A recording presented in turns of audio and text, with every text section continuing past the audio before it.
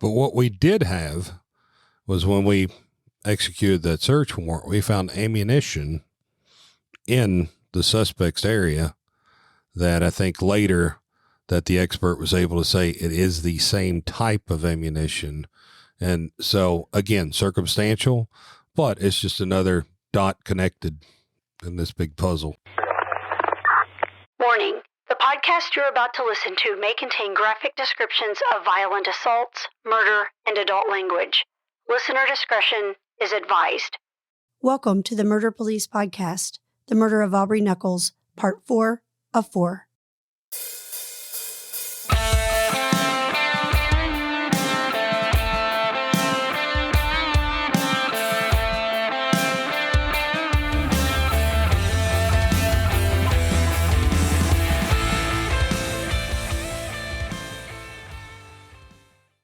Did you have the keys? I think the keys were in it, if I remember right. The keys were in the battery the was somewhere. dead. The VIN number was covered, and it had no tags on it. Yeah. But I don't know if the keys were in it. There was a or key not. somewhere in the vehicle, I think, that we found, and that's when they popped the trunk and shut it right back. Yeah, popped the trunk, and all you saw was just a big bed of lime.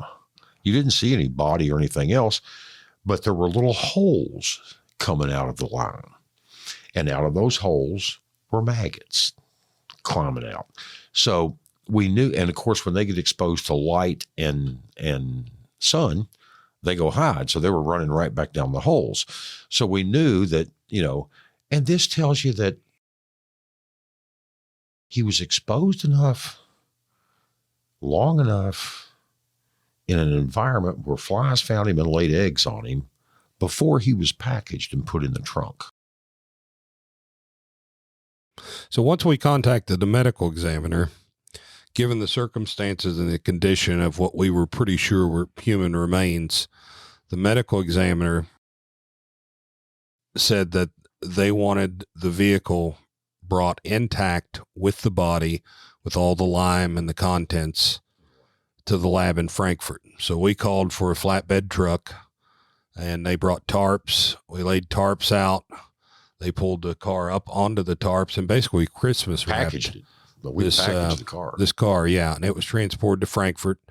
And when we got to Frankfurt, Paul, myself, and another detective were basically given the task of getting the body out of the trunk. That night, they got it hauled over to the lab, and they have a big bay area where they pulled it in. And we knew next morning it was going to be go time. So we show up, and we all three. We were told to wear old clothes. Told to wear our old oldest clothes. And then we put on the white Tyvek suits. And then we put on the gloves. And then we tape them off. And then you put on a mask. And you learn quite quickly from Dr. Craig that the best thing you can do with that mask is take a little of this Vicks Vapo Rub and rub it over the nose. And mint oil. And it was mint odor. So we would take that and rub it on our masks, and it barely worked. When we opened that trunk and started moving him out, we were heaving.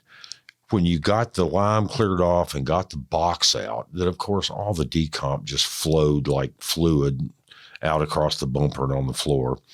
When we finally got that all out and opened up, and the body had decomposed to the point where skin was sloughing, hair was sloughing, which is characteristic. Well, we put him on a cart down in this receiving area, if you will, and it took quite a while to get him out. I mean, this was, like I say, this is a 240, 250-pound man.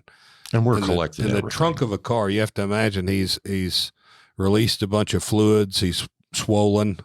Then you've got the lime, and we really had to work at it to get him out. So we got him out, put him on a cart, put him on the elevator, took him upstairs.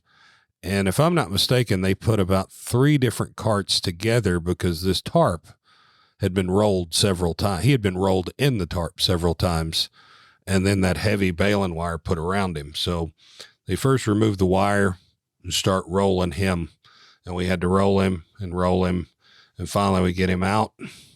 Clearly, it's a large person, because I think at that male. point he really didn't have any identifiable features. So he was clothed.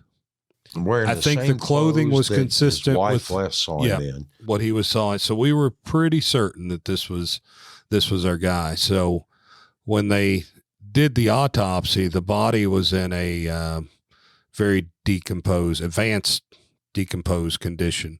When they started looking at identifiable features, they wanted to, the quickest way is fingerprints. So I think by then we knew that we had who we suspected who it was. We had his fingerprints on file to compare to. So from the APHIS section of KSP, which is the fingerprint people that are the best in the business, they had a tech there that was going to actually try and take ink rolled prints. Yeah, they were going to try to rehydrate. Right. But because of the condition, they couldn't. Our affirmative identification of him came from DNA. We ended up having to get, I think it was a daughter from a previous relationship we tracked down. And with her DNA, we were able to match that to the DNA that we found at the murder scene at the house. And his DNA, the decomp was so far ahead that, and I think the DNA was much more limited in 98 than it is now. So they didn't have, I think it was all PCR back then. Yeah, I think we were fortunate in that respect too, because ultimately we had the DNA stuff going, but we also had the fingerprint things. And I don't think they completely identified all the digits, but if I recall on the fingerprints, they were pretty clear and definitive that a couple of the digits were definitely him. So you've cleared the fingerprints and you know that this is your missing victim. At what point do you go back to the suspect to get his rendition of who this is, or does he ever tell you? No, he never acknowledges or admits anything. No. I don't know that we actually had the chance to go back and talk with him because he'd requested his attorney. Yep. And his attorney wasn't talking with us either. So this turned into, when it was going to actually go before the courts, it was somewhat of a circumstantial evidence type case. And fortunately, we had some very, very strong circumstantial evidence in addition to some really, really good witness testimony that backed up a lot of other things. So I think, and I have to say it, this case was one that, to me, I don't know that any of them are fun. Maybe that's the wrong word, but it's a very interesting case. And one thing I always liked working with Paul was he was very detail oriented. And I think we had a lot of fine details that we brought to the table with this case. And when it came to prosecution of it, I just, when you look at all, with the totality of all the circumstances, there is no doubt that this is our victim. This is our suspect. This is how he met his end. This is what transpired and where he ended up and so forth. And, there's a few things that we never really were able to answer. And which you have with every case. With the autopsy, it was a lengthy autopsy. They were very methodical and, trying to make sure that we found any and all evidence that was available to us. Like I said before, the condition of the body was very poor. There's always a chance that evidence will wash away, certain trace evidence and things like that. As the autopsy progressed, once they started examining the body for actual features of an injury, so to speak, it became very clear that he had what appeared to be 2 bullet wounds in his head. So as they looked a little bit further, the brain, once the skull cap was removed, the brain was in pretty poor shape. It was obviously very decomposed, but they were able to, find at least the remains of 1 bullet that were still in the skull, and that was collected as evidence. 1 bullet had penetrated the skull and not exited. The other one had hit the skull and actually skimmed along the outside of the skull between the skull and the skin and exited. So only one of them was lethal. The apparently the way it was explained to me by the lab was he was in such a state of decomposition that the acidity of the body was working on the spent round. This particular round was a 22 caliber bullet, which was not copper jacketed, just lead. And the lead and the acidity and the decomposition had worked to obscure the rifling enough to where the lab technician at the state lab said, I can't definitively ballistically define that this bullet came from this gun. We later found the 22 that we believe was used. It wasn't in the suspect's residence. It was in the landlord's area. There was a common hallway with a dresser in there. And when they found out he had been arrested for homicide, they searched their area, which we didn't have access to because the search warrant didn't cover it. They found that gun and called us immediately and said, we don't know how it got here. It wasn't in this case. It's a hallway that's open to both residences. The gun had been cleaned. Matter of fact, it was so oily that I was amazed. It was like it had been almost dipped in a bowl of oil and dried off and put up. But what we did have was when we executed that search warrant, we found ammunition in the suspect's area that I think later that the expert was able to say it is the same type of ammunition. And so, again, circumstantial, but it's just another dot connected in this big puzzle. Because I remember the mention of the 22 rounds. Right. And I was curious as to that, if they came back like that. Yep. He never spoke with us. We went to trial. I cannot recall. I believe he got the death penalty. But I think initially he did. Yeah. And then, of course, there was an appeal, and there was a flip on the appeal, and they had a retrial. And the retrial resulted, I think, in life without parole. How long between arrest and how long did it take to get to trial? Oh, I don't think we ever got to trial in less than a year on any of our cases. Because the reason I mentioned that, two. We've done some other cases where it seems like lately that the length from arrest to trial has just gotten longer. Paul, I'll tell you what, you had mentioned before that you actually sat in on the appeals process itself, which is kind of rare. Do you want to tell us what that's like with the AG's usually office? In our state, any witness that's going to testify is excluded from the court until their testimony, and then usually thereafter, unless they're excused. In this case, so the only testimony you ever really hear when you're testifying is that which, you tell yourself. In this particular case, there was an appeal. I believe he got the death penalty initially. It was flipped on appeal, and there was a retrial scheduled. The retrials are handled by the Attorney General's office, and they assign a prosecutor. I was contacted by them. We sat down, had a conference, went through the case file, talked about all the information that we thought was pertinent.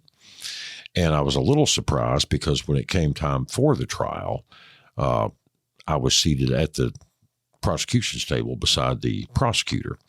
And apparently that is an acceptable situation there because they need the investigator's advice on things they may not be familiar with. So it was interesting to actually sit and go through a whole trial. Yeah, normally you're sequestered. As opposed to just getting in and being sequestered here and only your testimony and then not knowing what happens till the closing. And especially at an appeal hearing or trial, right? I mean, because we're nowhere near those. That's the AG's office usually or somebody representing. That's why I wanted to touch on that. What a unique opportunity that was. It was interesting. I really enjoyed being able, because that prosecutor was not as familiar with the case, to sit down beside her and oh, wait a second, that's not true. Or look at this witness's statement. And I enjoyed it because you could kind of direct what you thought the important things were. The attorneys, of course, make their mind up as to what they think is more important, but that kind of input on the prosecution I found interesting and enlightening. So this suspect that's in prison for this, what do we know about him? Did he have family? What? He is Hispanic, originally, I believe, from Mexico. Had been a resident, a legal resident for a long time. He was married to an American citizen. I believe He had children. I don't know if it was 3 or 4. They were divorced. I met her during the trial. Very cordial, very nice lady. She was there solely for the purpose, I think, of being able to explain to her children the circumstances that put their father in prison. So she was kind of walking the tightrope of, I know he's your father, but this is what he's done. And I felt very sorry for her. She was a very nice lady. Now, she had realized he was problems and moved on in her life, and they were divorced. Yeah, she was a nice lady trying to find some kind of answer for her children.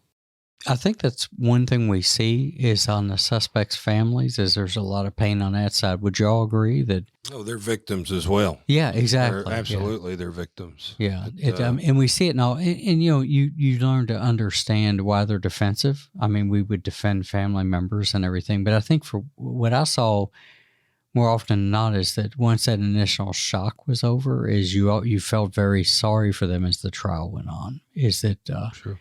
Is that you would watch that family go through something just because they're about to probably lose somebody themselves, not maybe in the same way. Yeah.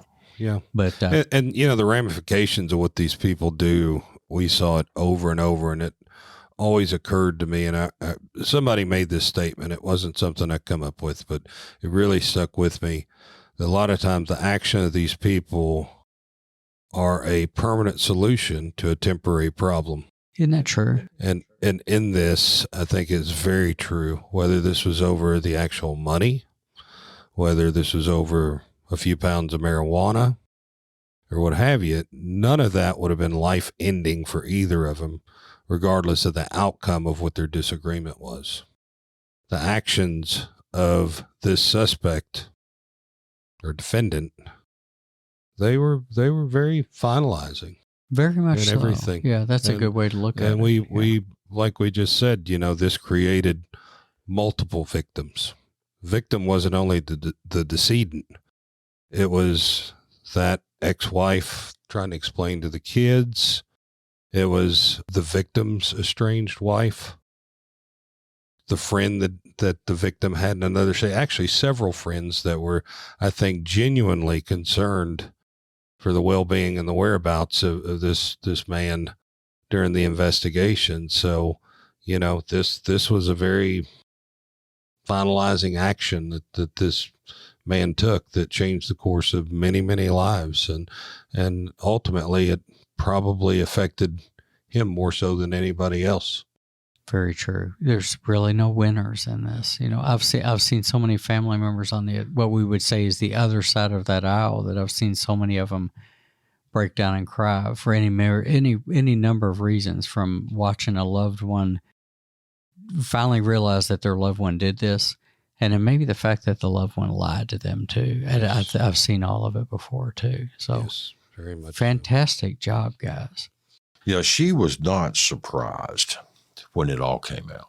You could tell that she was aware that the man had his faults and that she was aware of, and that's primarily why she moved away from him and sought better for her children. But yeah, she was not surprised, but I thought that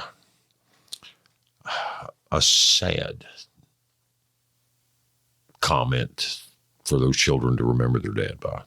Absolutely. The thing about homicides that always surprised me,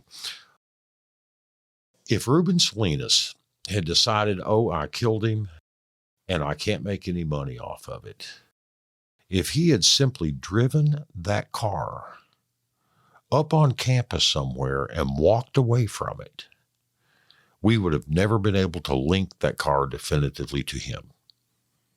But his desire to try to do two things to turn that into profit. One is the ransom, and two is the trying to get a hold of the marijuana and turn it into some money. If he had just taken the body, put it in the trunk, driven up on campus, found a parking lot, parked it, and walked away, we may have known it was him, but we would have never been able to make the case. The key to making that case was being able to link him to the car deposited with the body in the trunk. And it just amazes me that these people's greed and foolishness is almost inevitably their downfall. Thank God for it. And, again, this is a case that's 24 years old.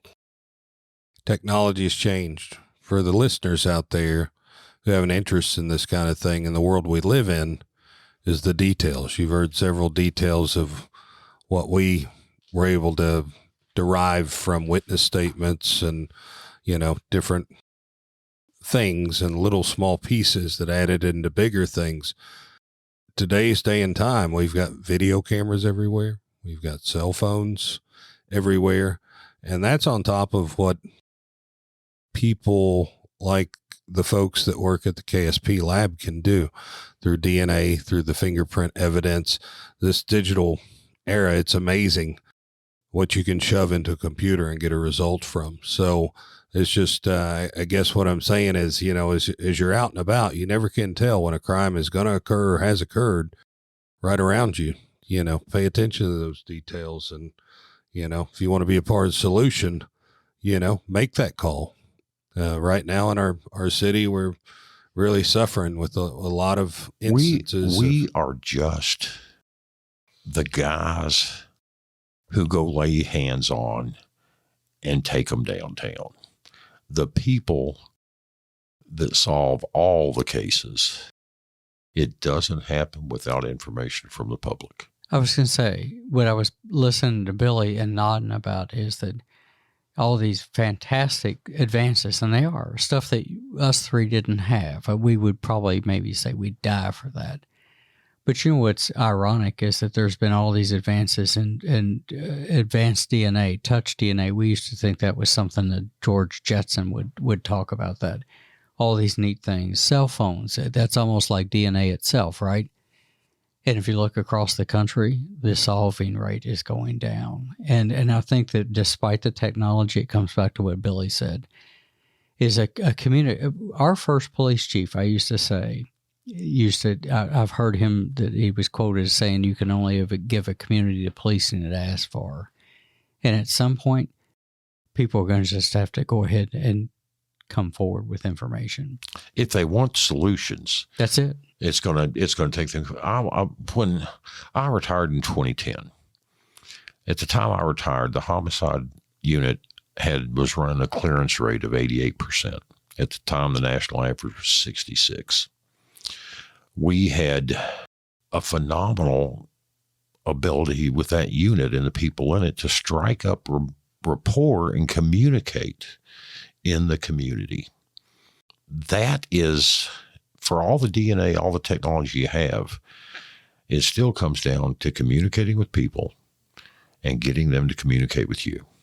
And the DNA helps, but that communication and that cooperation is what seals the deal and gets them out of society. So I don't know what the answer is, but until we start communicating better with our police and the community or communicating better with the police, I don't know that there's going to be a solution that we like. Now that 88%, I used to think was above the national average and fairly phenomenal for our area.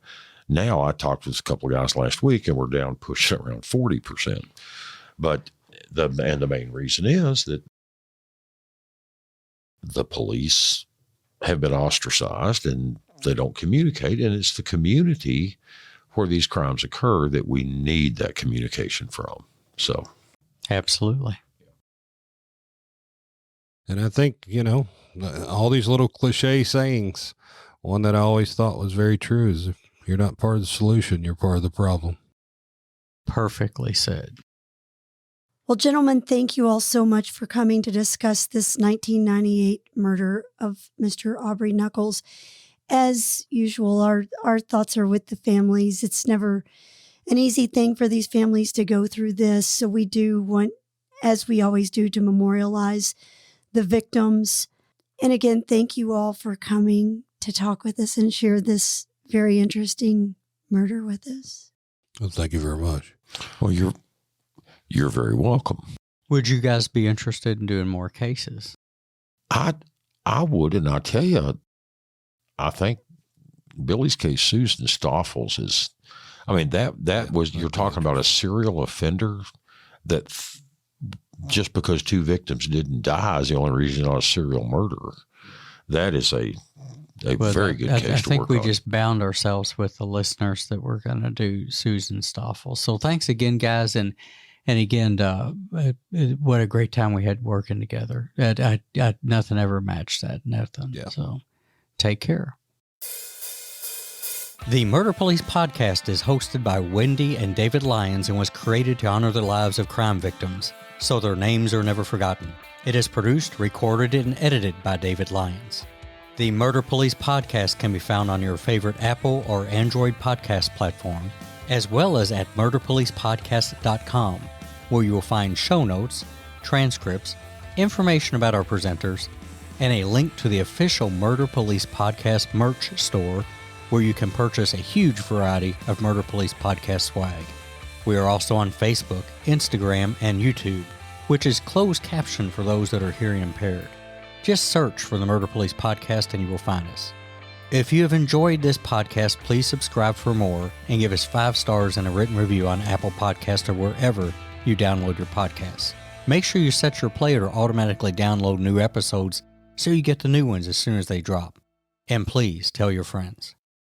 Lock it down, Judy.